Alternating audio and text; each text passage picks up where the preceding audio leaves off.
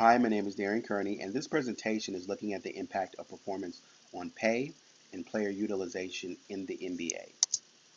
So the problem I'm looking to solve is number one, how do NBA general managers decide how much to pay players? And number two, how do head coaches determine how many minutes each player gets?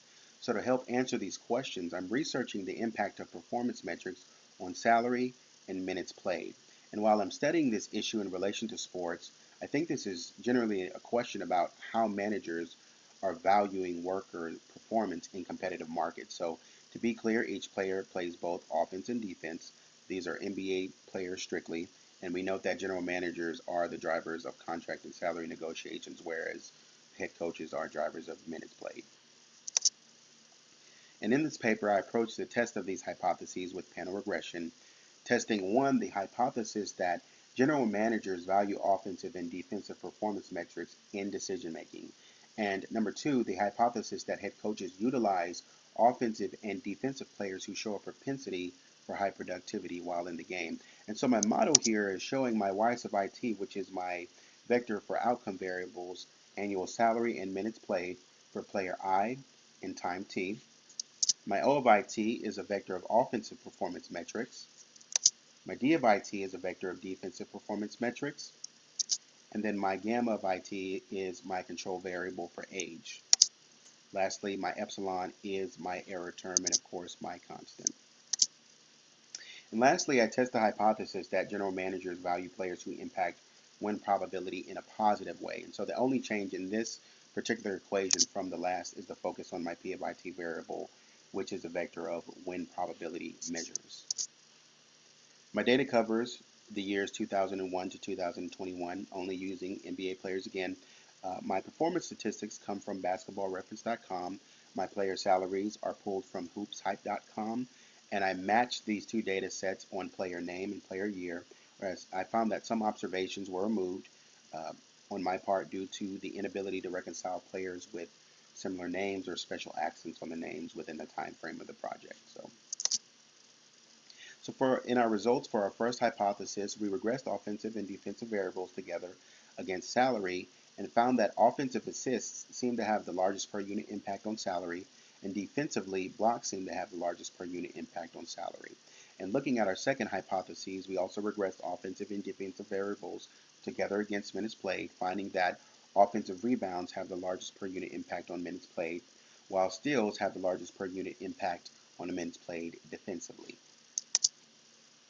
Once again, regressing win probability metrics on salary and minutes played, the results show that general managers value players who contribute most to team wins defensively.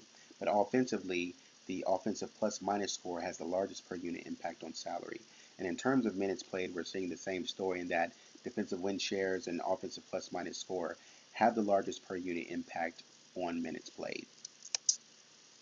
And so as stated before, general managers are willing to pay nearly $5,900 for every pass a player makes to a teammate who then scores immediately. And likewise, general managers are willing to pay about $12,000 for every shot a player blocks on the defensive end, preventing the other team from scoring.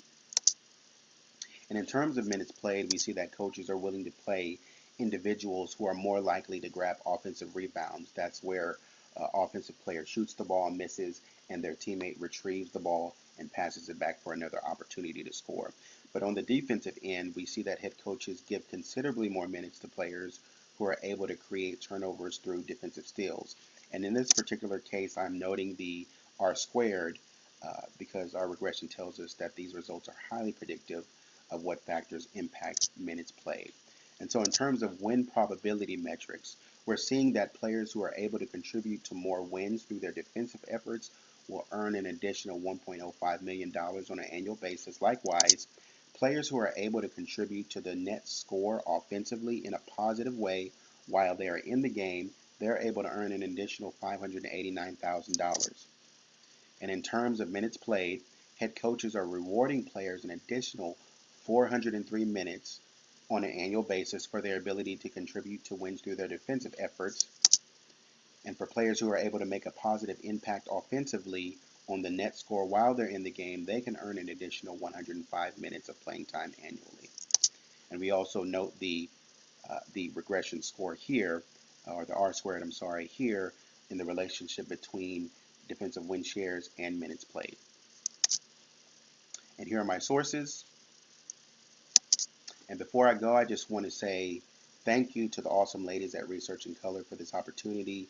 Thank you, thank you, thank you so much. And I want to send a huge shout out to Dr. Sarah Jacobson for all of her continued support and guidance on this project. Thanks again.